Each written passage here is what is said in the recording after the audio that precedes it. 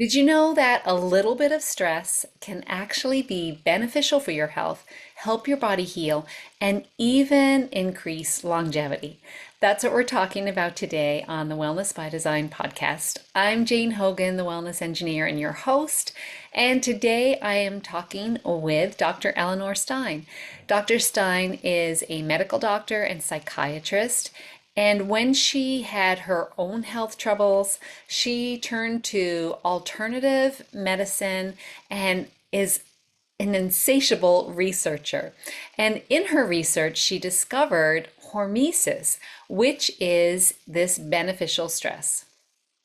In this episode, we talk about what hormesis is, the actual pathways, and also some cost-free ways you can have hormesis and increase hormesis in your own body for your own health and well-being, heal your body, and longevity. All right, I'll see you inside the episode.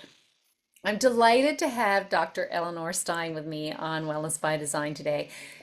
Ellie was already a guest on the podcast, and we'll link that episode where we talked about the neuroscience behind reducing chronic pain. Today we're talking about a whole different topic, and that is hormesis. So, Ellie, tell me about what led you to this interest in hormesis and why it's become sort of foundational for you now. Yeah, thank you, Jane.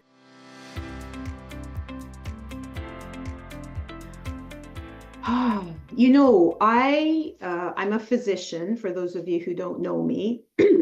I just retired from 35 years of practice. And for the last 25 years, I went to a ton of alternative medicine conferences like environmental medicine, functional medicine. And I would always hear the word hormesis, and I never really understood it. Mm-hmm. I don't know. I thought it was kind of woo-woo, or it didn't sound hardcore enough for my like biomedical brain. And so I just basically ignored it. And then I would say in the last couple years, after spending and I myself have all of these complex chronic conditions, and I've had them for 37 years. So I've done a ton of personal research for myself. Mm-hmm. And even though I'm retired from medical practice, I'm continuing to research because, of course, I want to feel healthier. And I have now, online education to help others. And so I have to keep learning new stuff. So I started just repeatedly running into this term again. And I thought, I just have to figure out what it means. Like, is it something worthwhile or not? And once I actually understood it, and it's very simple, basically hormesis means beneficial stress. Right. And I'll explain, in more depth as we go along what exactly that means, like how stress can be beneficial and actually is beneficial. So once I understood the mechanism of how it worked, it's like when you're looking for a new car and you're looking for a certain brand and all of a sudden you see it everywhere you go. That's Yeah. exactly what happened to me. So as soon as I thought, oh, I get it. This hormone, it really is something to this. Like it seemed like every paper I started reading on any topic in chronic disease somehow mentioned hormesis. So Mm-hmm. then I thought, okay, it's mainstream. Maybe 25 years ago it wasn't, but it seems like now it's mainstream. So then I started doing a search on hormesis and aging, hormesis and chronic disease, hormesis protocols, and well, there's thousands of papers. Yeah. And the more I've learned, the more I've realized not only is hormesis a potential helpful strategy to improve health, but it's actually necessary. And that's a really strong statement. So the thing that keeps people healthy, and for those of us who have acquired a chronic disease, has the best chance to get us healthy again, will involve hormesis. It's just how the body has evolved to work. Mm. I remember coming across hormesis, the term first, like in the biohacking kind of group, because Mhm. they were interested in longevity, right? And improving health span. because we have longer lifespans now, but I heard a stat the other day that the difference between lifespan and health span now is 10 years. So in other words, people spend their last 10 years being sick and miserable, which is not really what we want. So the Yeah. biohackers were really interested in that, in hormesis from that. But Hmm. then I also came across it a lot in terms of dealing with health conditions. And so it sounds a little funny because, I say this a lot, and you may say it too, is that we want to reduce stress. We don't want to feel stressed. Right, exactly. So it seems counterintuitive to say, let's stress ourselves a little bit, but some Yeah. stress is good. So tell us a little bit about why, the type of stress and why it's good.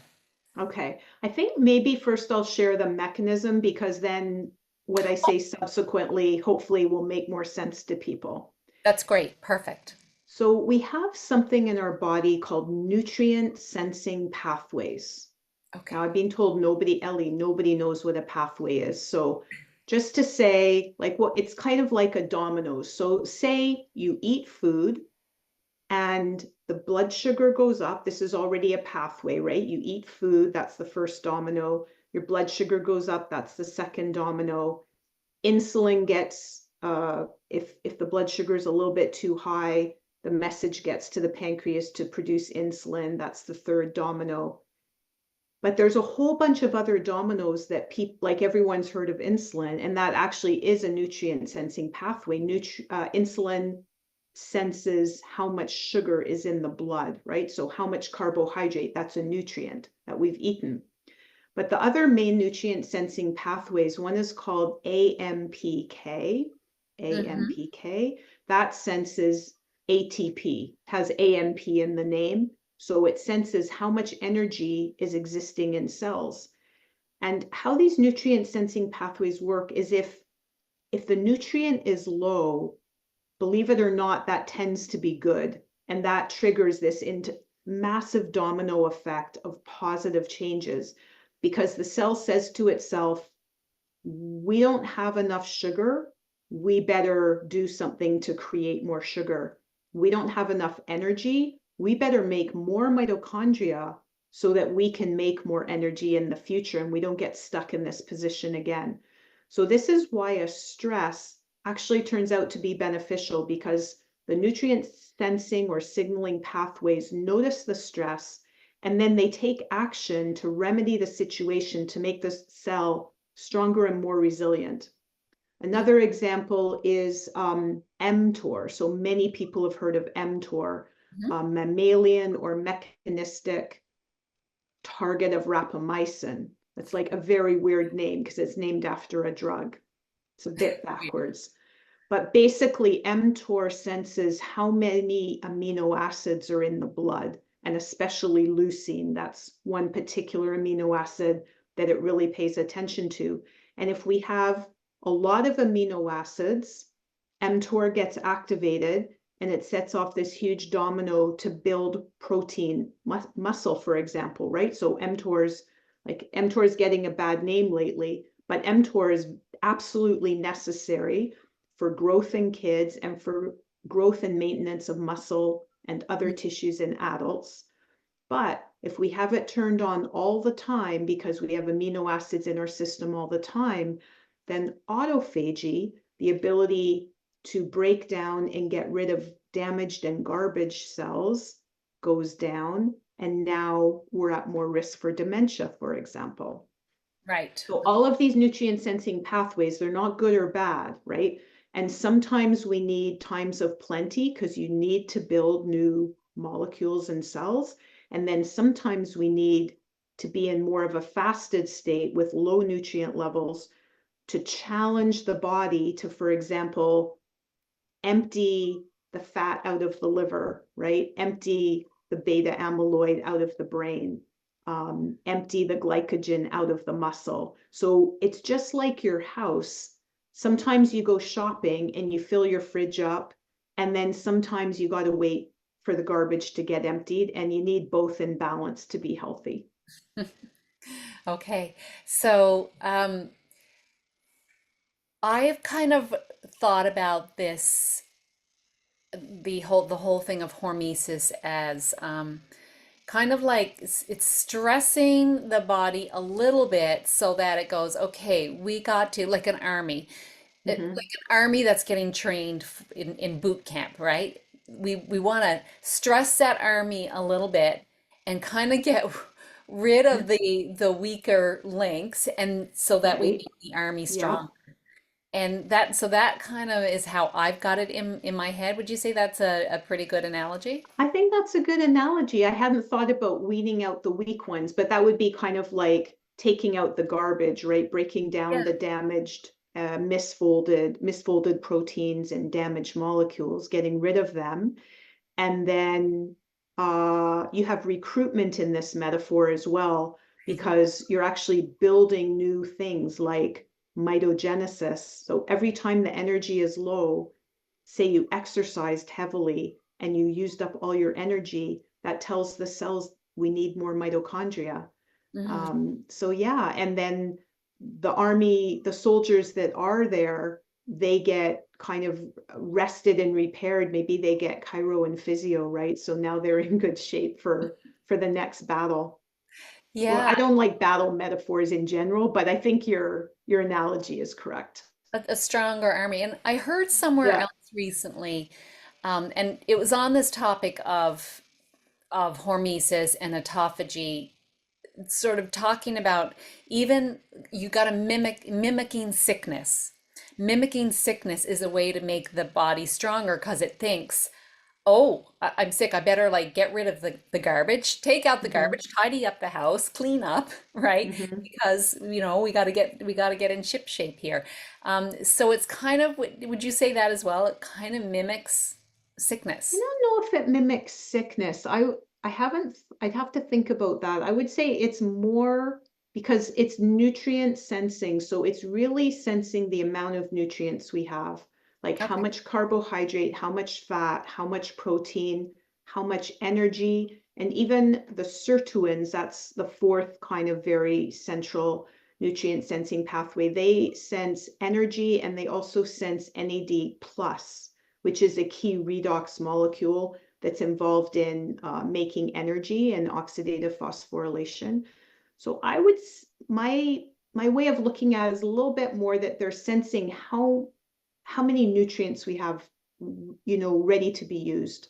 Okay. And I if like there's that. not enough, they up our ability to absorb and create more. Okay. I haven't heard that angle before, so I really like that, Mm. like, nutrient sensing ability.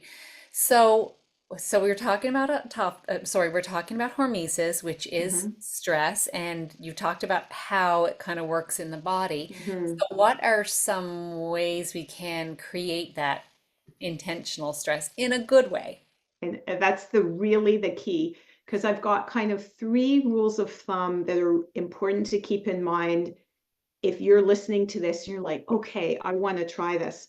Because I just want to give you a statistic that I thought was really shocking. So in some of the papers I've read, they're calling hormesis bioplasticity. And my previous talk on this podcast was on neuroplasticity. Right. And I've known for 20 years that we can increase and change our neural connections by just what we think, feel, and do repeatedly every day. But Hmm. I always thought we didn't have any levers to improve the health of our body. I thought it was just the brain that had this plastic capacity. And it turns out I couldn't have been more wrong. And papers I've read consistently list 30% as a very achievable goal, meaning we can improve the function of like multiple systems in the body by up to 30% through hormesis. I just That's want to put pretty that out there as a to get you on board, right? That's my cheerlead statement. Like this is real and it's being measured, and 30% in biology is a massive number. So if you could improve the function of your body by 30%, Yeah, why would you not want to do that? Whether you're whether exactly. you're whether you're dealing with a health challenge or not, it works 30% improvement no matter what, right? Exactly. Well, I won't say no matter what. Obviously, you have to take the actions, right? Yes, But the potential of the 30% is potential. there regardless of the state of health that you're starting in. All right. So Yeah. what are some ways that we can do this So I intentional? just want to give my 3 points before Oh I yeah, give three kind of points. some protocols. So the first point is only certain things are potentially beneficial. So we're going to talk about so fasting, right? I've already hinted that being in a fasted state is a very strong hormetic stress. And I Hmm. would say fasting and exercise are probably the two. I don't know if they're the strongest, but they're the ones that are certainly the most researched and documented. Hmm. Now, in my community, most people have some exercise limitations. They have myalgic encephalomyelitis, fibromyalgia, long COVID, and exercise. So I don't go in depth into exercise, but if you're someone who can exercise, do it because it makes everything better. And it's through these nutrient signaling pathways that a lot of the benefits of exercise occur. Mm. But some stresses are never beneficial. And I just want to make that so clear. So, for example, sucking on exhaust, like diesel exhaust from vehicles, is Mm. never beneficial. And you cannot build up your tolerance to it by doing it. It'll just make you more and more sick. Right. So that, and exposure to man-made chemicals like microplastics, that's not going to be a hormetic stress. The more microplastics you get in your body, the sicker you're going to get, Right. unfortunately. So the things that tend to be hormetic are the things that our long ago ancestors would have been exposed to in the course of their daily life. Mm. So if you think, what was say, a cave person exposed to? Well, they were certainly exposed to feasting and fasting, Yep. right? You kill the woolly mammoth, everybody gorges themselves until it's gone. And then maybe it takes a couple months to kill another one, and you're not eating as much during that time. You Mhm. think about heat and cold because every night is colder than every day. Sometimes, depending where you live, those can be quite extremes of temperature. And back in the day, people didn't have central heating. Right. Apparently, when I was born in England, there was no central heating. So, it's not that long ago. Mhm. Light and dark, that's a normal thing that our ancestors coped with, every day. And therefore, those types of things tend to be beneficial if used properly. Mhm. There's things like intermittent hypoxia. So I know, Jane, you do a lot on breathing, Mm. and apparently, practicing, I myself haven't done this, but apparently practicing breath holding, or people even go as far as to buy fancy machines that slightly lower the amount of oxygen, and then they do workouts. So when your body senses that there's not quite enough oxygen, it increases its capacity to distribute oxygen to the muscles, Mm. things like that. Yeah. Yeah, light. So, oh, and another one of diet is phytochemicals. So this is one of the most recent ones I learned. So we all know plants are good for us, like for so many different reasons. And I always thought it was mostly because they have all these chemicals or phytonutrients in them that we need to make our cells work. That's Mm. all true. But it turns out that these phytonutrients are a little tiny bit toxic, and the cells go, ouch, I Right. better up my game to be able to be more antioxidant to deal with these chemicals. So that's another one, oxidative stress. We think of that as bad and to be avoided at all costs. And for the last 30 years that I've been, in medicine and alternative medicine fields, my gosh, the amount of antioxidant commercials I've seen and antioxidants I've ingested, I hate to think of it. And it turns out ingesting antioxidants is either not very helpful or actually even unhelpful. So there's some research studies where more people taking antioxidants die, believe it or not. I know. Wow, that's a shocker. And now it turns out what's actually much more helpful is to stress our body with oxidants. I don't mean like supplements, but exercise causes oxidative stress, fasting causes oxidative stress, red light therapy causes oxidative stress. Certain things like metformin, which is a diabetes drug, which now is kind of bursting out into the longevity field. What it actually does is it slightly blocks the first step of oxidative phosphorylation, how we make energy. So when you block energy production, that's an oxidative stress, and that increases the number of mitochondria so the cell can do better next time and won't be caught short. So these are examples of stressing the body in very gentle, measurable ways. And the other thing is intermittent. So if you fast all the time, you're going to die, right? So the word hormesis kind of refers to something that at a very low level is beneficial, but at a high level is just as toxic as any other stress. Right. Like cold, right? Everybody's into cold plunging, but you don't stay in for 2 hours. You stay in for maybe 3 minutes or 10 minutes, depending on the temperature. So low level, intermittent, right dose, beneficial, high level, out, not well controlled, too long, too high, could be extremely harmful. That's kind of the definition of hormetic, that there's like this 2-level response on the part of the body to the same stress. Hmm. I personally have found, I've tried a lot of things over the Mhm. years, and I personally found all of those fasting, intermittent fasting, and even doing like, you know, 24 to 3 day to 5 day fasts, really Wow. beneficial in terms of just bringing that inflammation down. Um, and I kind of thought it was a different pathway. I thought it was giving the immune system a break, and maybe it was a It's combination. probably a lot of things are a combo. Yeah, yeah. Yeah. And I also have, as you know, probably I do cold plunges, and I found that really I helpful. saw a photo of you doing one. I was like, oh. I love it. I love it. I love doing it.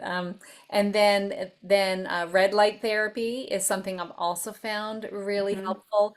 And I haven't done a lot of the uh, breath holding, but I do Okay. know in general from everything I've learned with breath work that we are actually getting too much oxygen. It's kind of Mhm. like we get if it's kind of like eating too much food for our metabolic needs. Most of us are getting too much oxygen in our system for our metabolic needs, and it actually doesn't serve. It doesn't get to the cells because, and you would probably know more about this from your medical background, but you need the carbon dioxide to shuttle the oxygen into the Yeah, cells. And so if we're breathing too much, there's an imbalance of oxygen and carbon dioxide. So this oxygen doesn't even get to the cells. I So know it's like um, so paradoxical, right? I You know breathe, you it's a breathe more and you get less. I Yeah. know, I know. So simple things people could do, like even just breathing through their Hmm. nose, but just really slowing down and taking fewer breaths. But we have to train ourselves to do that if because it's a new habit, right? So all habits, Exactly. yeah, all habits require, awareness and attention and practice to Hmm. teach our body it's okay to, not take a breath too right away. So I have read a bit on that about breath holding. Course, Wim Hof has done, and there's yogic practices too where they hold the breath, and there is that benefit from that. But I like to just like let's start with the basics of just breathing Yeah. through your nose and slowing it down, breathing into the belly, taking fewer breaths, teaching your body that. So, yeah. Okay, this is great. So we've talked about the different types of practices, and we're saying like Well, you've I'm got gonna, maybe I could share some specifics. perfect. That's what I was going to ask. Yeah. Okay. Um, the other thing I love about Hormesis and how my own excitement ramped up is that most of these are free, Yes. right?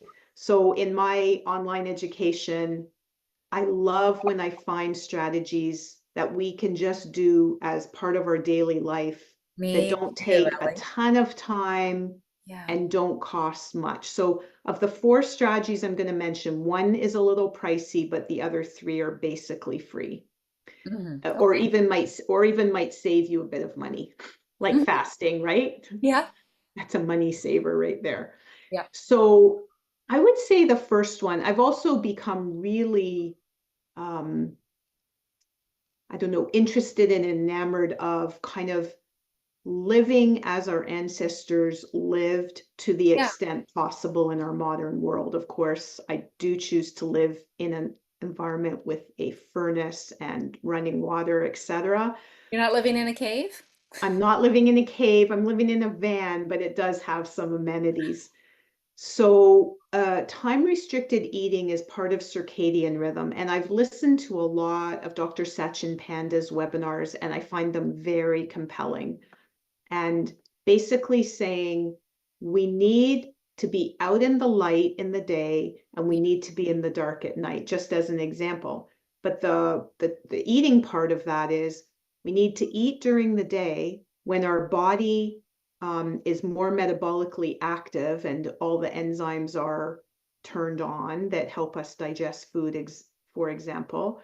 And at night, ideally, we're going to get the best sleep if we haven't eaten for at least 3 hours before bedtime. Now, You're I find that speaking the truth. challenging myself, but I mean, the research is just rock solid on this, Yeah. right? And I find it myself because I have an Aura ring.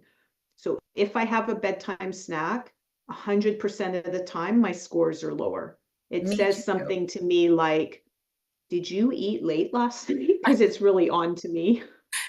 Yeah. And my sleep scores go down and my heart rate variability scores go down. So it's measurable, right? Even just in one person.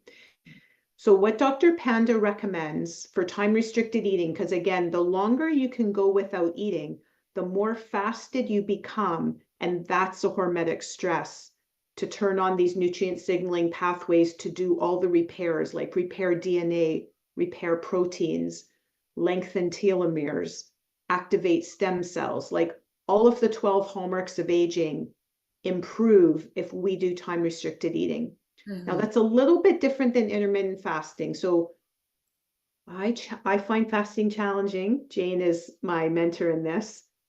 So for me, what I do is the daily time restricted eating, meaning I eat, I restrict my eating window to about 10 hours most days. That Mhm. means I have 14 hours when I'm not eating. My body can rest and repair. And Yeah. again, so part of it is the rest and repair, but it's through hormesis because we're a little bit hungry, right? Our energy is a little bit lower. The nutrient sensors are picking up on that. All of our carbohydrate and fat and protein levels have gone down because we haven't eaten overnight, and that activates all of these good things. So turns out, believe it or not, only it's either 7 or 14%. I'll just say 14% to be conservative. So 14% of Americans have a fasting window of 12 hours or more. Hmm. That's 87% of people are not making it for the 12 hours. And the 12 hours is really the very, very minimum. Mhm. So Dr. Panda, he's really practical. He says, you know what, I could say some really high number here of the fasting window, but nobody's going to do it because it's not going to be achievable. So he says, start with 12 and start by aiming for 12 and 12. And he believes through his research that's safe for every person, irrespective of health status, diabetes, and age. Whether you're very old or very young, he believes a 12-12 eating fasting pattern is safe for everybody.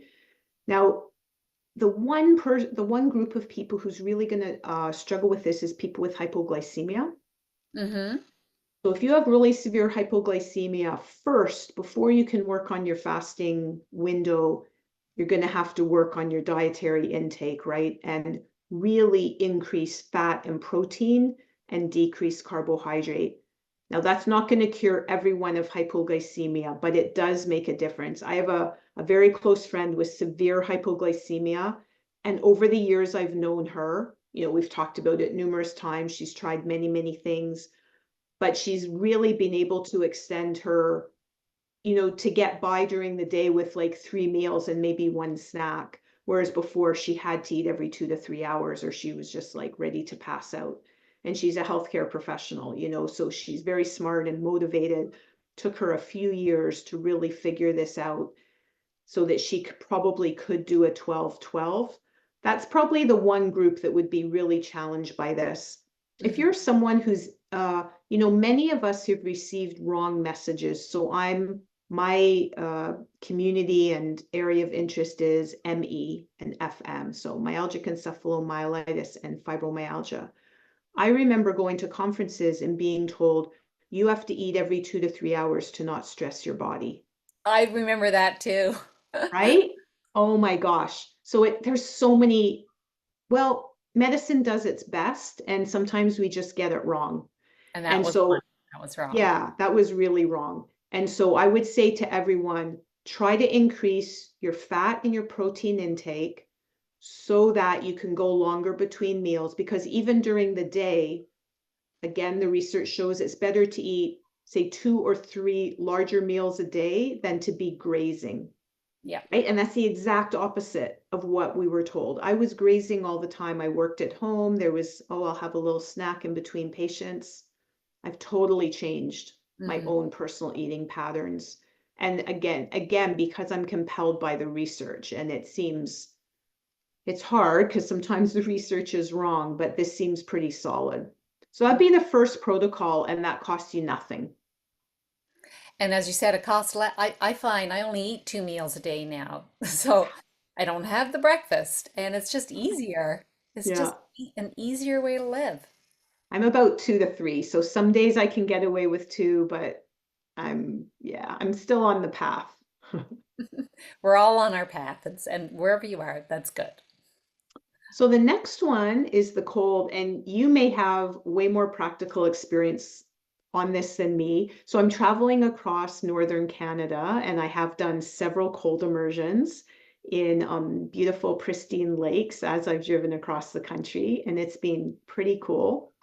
But I find at home when I can control the water temperature and it's really, really cold, I'm a little bit of a chicken. So here's how it works. Here's the hormetic part. You get really cold, and the protocol is, and Jane, you can jump in because again, I know you're really knowledgeable about this. What I've heard is you want to stay in long enough until you're just at that shivering threshold, like you're starting to shiver. And then you've probably had your hormetic effect and it's okay to get out. Is that, you're nodding? Yeah, I mean, a lot of people, I hear a lot of people saying, 3 minutes or 10 minutes or whatever. Mm-hmm. But there's a lady in, I think she's from Finland, and I've forgotten her name now, but she's done a lot of, Susanna Soberg. that's her name. Yep. Yeah, that's who I'm taking my data from because she's done the studies. Yeah, and Yeah. she says 30 seconds. Like generally you don't Yeah. stay in any Yeah. longer than 30 seconds to get all those benefits. So that's good Wow. enough for me. I do 30 seconds. Okay. Yeah. So what I do, I have a sauna at home, and that's also a hormetic stress, right? So basically, you're making your body so cold that it shivers or so hot that it sweats, and then the cells go, that activates something called heat shock proteins and cold shock proteins, elevates adrenaline. So that's also a practice for vagal nerve because trust me, if you haven't tried it, you jump into that really cold water, you go, ah, right? And adrenaline goes up, and then you have the opportunity to practice bringing it down. And in the case of cold immersion, it increases metabolism because the cells go, I'm too cold. I don't like this. I need more mitochondria to make more energy, to make more heat so that I can not go through this again. And it also increases the production of brown fat, which is basically our little internal furnace. Right. It increases blood flow, lowers blood pressure, lowers heart rate, improves mood. So I have a friend who's a hardcore cold immersion. Okay, I live in Calgary. It gets very cold. She bought a horse trough, which totally freezes in the winter. She put a little ceramic heater in it, just enough to so she can crack the ice and get in, and she'll stay in up to 10 minutes. Hmm. This is water probably in centigrade, like 2 to 4 degrees, right? I am not there yet. So I asked her one day, why do you do this? Because she does it, she's hardcore, like 3, 4 times a week. She said, because it makes me feel amazing, like mood wise. It's She true. said it decreases inflammation. So she works out a lot. And she said it really helps her recover from her workouts. But she said the number one reason why she does it is mood. It's true. You feel amazing afterwards. I And know, but not also, during. yeah, not during. I mean, and, Mm. and everything when I'm going to do, when everything, especially in the winter, every part of me is rebelling against like, why am I doing this? But I Mhm. get in, I just try to be calm. But afterwards, There's I a have a hot tub, I get in afterwards. So afterwards and the rest of the day, I feel amazing. So it's It's just, so true. When I've done it, like I just take the coldest possible shower. Again, I live in northern Canada, so the water's really, really water cold. gets cold. I stay in as long as I can and until like my hands and feet are hurting so much. And then I think it's it feels to me like an endorphin high of the same kind I would get from exercise. Hmm. Hmm. It's a very good feeling. And there's science behind that too. So, Yeah, yeah. mm. And so, again, according to Dr. Solberg, who I think is kind of, most people are looking to her work for guidance, she says you want to immerse yourself in water that's colder than 12 degrees centigrade, 54 degrees Fahrenheit for up to 3 minutes. So I have heard her say the 30-second thing, but she does also say up to 3 minutes and aim for a total of 11 minutes per week. So to get to the 11 minutes, you've got to probably extend it a little bit. So that's what I aim for.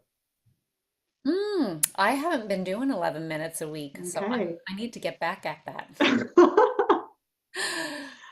So again, that's free, right? Doesn't cost you any money to run the coldest possible shower or run a bath and put a tray of ice in it. That's really all it takes. So I Yeah, love that because anybody can do it. yeah. I will actually, after I just said that, I'm just going to put a caution or a disclaimer. So in my community of people with ME, some of whom are very severely ill, right? Like literally house or bed bound, needing care, having trouble eating, go incredibly cautiously and slowly if you're going to try hormesis, because hormesis is a stress. So the healthier you are, the more you can stress your body without negative consequences. But for the severely ill, probably the temperature challenges are probably not a good place to start. I would say maybe start with just a little tiny fast, or the one I'm going to talk about next, which is increasing the fruit and vegetables in the diet to get as many diverse phytochemicals as possible. And every phytochemical is different, and there's thousands of them. So the rule of thumb for this hormetic stress is to try to eat at least 30 different colorful fruits and vegetables each week. 30. Hmm. 30. And it's actually not that hard. So I wrote this in a book chapter and my editor said, Ellie, that's too extreme. You're going to lose your audience. So I did a count because I might eat a salad every day and have different kind of greens and different kind of herbs and different kind of, colorful like red cabbage and grated carrot and beans and stuff. I could have 10, even up to 15 different foods in that one salad. And then you buy a fruit salad at the store and it has 5 different kind of colorful fruits. So I don't find it that hard to get to the 30. But I'm also aware, again, in my community, many people have so little energy for shopping, for example, that Mhm. they just, like, I go out and shop every 2 to 3 days because I'm buying all fresh produce, right? And not everyone can do that. But basically, these little plant chemicals are a little bit toxic and they trigger all of our natural anti-inflammatory and antioxidative pathways to upregulate, to get stronger. Mm-hmm. Now that one costs a little bit because of course fresh fruits and vegetables are pricey, Yeah. right? So this is a low cost, not a no cost. They could also use frozen, right? Which are a little bit less. Yes. Yes. So that's actually a great point. Frozen is the next best. Mm-hmm. And sometimes even better. Well, when you live somewhere like I live in Newfoundland, sometimes the frozen produce is better than the, frozen fruits and vegetables is better than the fresh stuff. And I've actually heard that because they flash freeze it right in the field Yeah. now, Yeah. right? And so I've heard the same. So Mm-hmm. that's great because you can go to Costco and you can get these mixes, right? Like the mixed vegetable, Yeah. the mixed brassicas, like the cauliflower and Brussels sprouts and broccoli, that's the one, and the mixed different berries. So berries are really good for multiple reasons. So yeah, that's a good point. And of course, it's a little bit cheaper, not advertising for any store, but um, yeah. And so the last one you've already alluded to, Jane, is the red and infrared light therapy. And I read about that. I didn't know it was hormetic. Like I've been doing a lot of these things for years, not knowing that part of the reason they were working was hormesis. So for example, sauna, I've had a sauna for 20 years. I love my sauna. I bought it because I had multiple chemical sensitivity. And in the environmental health community, they say sauna is the best way to detox and get those toxins out of your body, which it is. There's lots of research to support that. So that's why I thought my sauna was helping me. Now I realize it's doing that and it's also hormetic. Hmm. So red and infrared light, I read about in 2015 in Dr. Norman Doidge's book, The Brain's Way of Healing, which is all about neuroplasticity. So he talks about red light and all kind of sensory stimulus as a trigger to the brain to rewire. And so I thought, well, that's really interesting, but how could red light like shone through the skull, because that's kind of the protocol for overall health, help me? That makes no sense. I didn't learn about this in medical school. So I went and read like all the papers at the back, referenced at the back of the book, and then many, many more papers.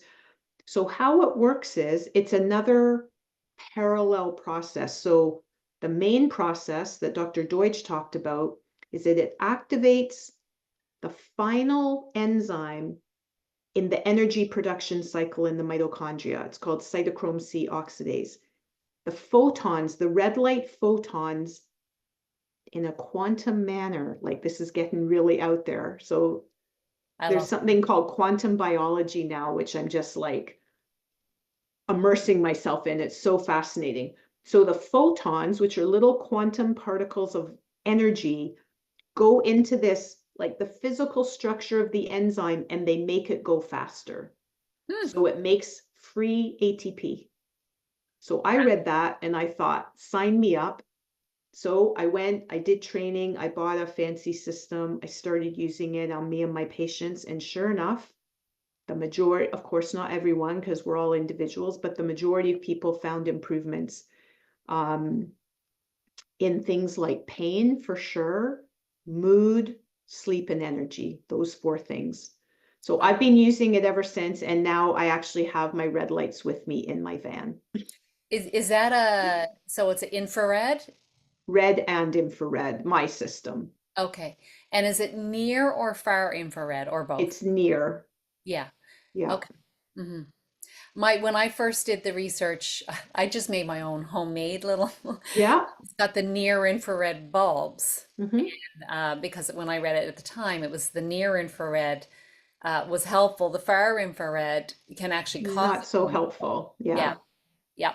Okay. Excellent. So, And you can kind of DIY it. Like Dr. Michael Hamblin, he's kind of the grandfather of the field. He's a professor emeritus at Harvard. So again, very legitimate person.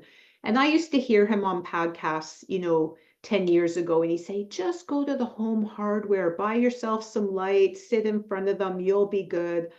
But I've heard him more recently talk about actual LED panels and things. So I think he's saying, you know what, probably to be safe, because the problem is if you make it yourself, well, how close do you sit and how long do you sit? It's harder to control the dose. And are you getting the exact wavelengths that are helpful? Now, I Mm-hmm. just want to say in terms, so red and infrared light panels, a decent one probably is in the 750 to I'll say 500 to $1,000 range. So this is not a cheap intervention. Right. But the sun is very cheap Yeah. and it has red and infrared light and all the others, blue and green and yellow. And it turns out there's benefits to our body of all of these colors. It's just that we've researched red and infrared, but all the other wavelengths, of course, we evolved with the sun. It makes sense that our bodies are responsive to the sun. So Yeah. when you listen to quantum biology researchers, they say, just go out in the sun. You don't need to buy a lot of fancy equipment. Yeah. Get sunlight on your skin every day. Yeah. Yeah. Now, of course, then there's the issue of I, skin cancer. So, you got to balance everything, right? And not go crazy. But I would say, if I may digress for just 10 seconds, like you want to go out for 10 minutes in the morning because that sets your circadian clock for the day. Super important. And you get a more of a blue light. Yes. And then you want to actually go out again at the end of the day. You get more of a yellow light, and that again strengthens your circadian clock, telling it it's getting time for bed, right? right. So it improves sleep. Then you want to go out in the middle of the day. I would say for an hour, depends where you live. We live in Canada, we don't have quite as much sunlight sometimes, so maybe even longer. That's where you're going to get the green and the blue and the red and the infrared. And then you don't have to spend any money whatsoever. I love that. Ellie, you've given us some really great tools here for people that I love it. I'm the same way. I love the free things that you can do Yeah. yourself just to really empower people. Um, so that's wonderful. Is there anything that we haven't talked about yet that you really want the audience to hear? I think just to know, like if you've never heard of the word hormesis, or like me, you've heard it, but you weren't really sure if it was legitimate, it's legitimate. There's, more and more papers coming out, and it's really at the underpinning of health. It's like how our bodies evolved to benefit from the challenges that they had to endure. Yeah, beautifully said. Love that.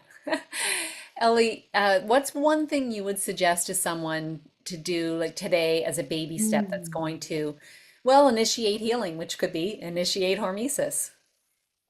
Boy, of all the things, I would say focus on circadian rhythm because that is kind of all encompassing, right? It includes when you eat, when you exercise, when you sleep, and when you expose yourself to light. So if there was probably one thing, Dr. Panda calls it kind of the mother of all remedies, and I'm being convinced that he's correct. So get up at the same time every day, get your 10 minutes of blue light in the morning, get outside in the day. If you're going to do activity, do it in the day, have your big meals in the day, wind down in the evening, don't look at blue screens at night, go to one of Jane's courses and learn all of those breathing and calming techniques so that you can get a good sleep. I think if there's one single thing, that would be it. I love that. And talk about getting value. You got value for your one thing because it Yeah. is so many, it's Yeah. all these things, but it's all tied together with the one idea that we're honoring our circadian rhythms, which is so important for every process in our body. I just love this conversation, Ellie. It's been so much fun chatting with you, and I just love your insatiable curiosity and diving into the research and sharing that with everyone, really like summing it up and sharing it with everyone today. So thank you so much for your research, for your time, and just what you're doing to help people. And you're a retired doctor. You don't even have to be doing this, but you I know. you have a love for this and a real genuine caring for people. So thank you so much for that and being a guest today on Wellness by Design. You're welcome. It was a pleasure. And I feel like I found a kindred spirit in you because everything we've talked about, you're also trying as well. So I think we're on the same path. That's why we're friends. Yeah. So thank you everyone for watching and listening. Share this with someone who needs to hear it. Well, I think everyone needs to hear it, so share this with your friends. And we'll see you again next time on Wellness by Design.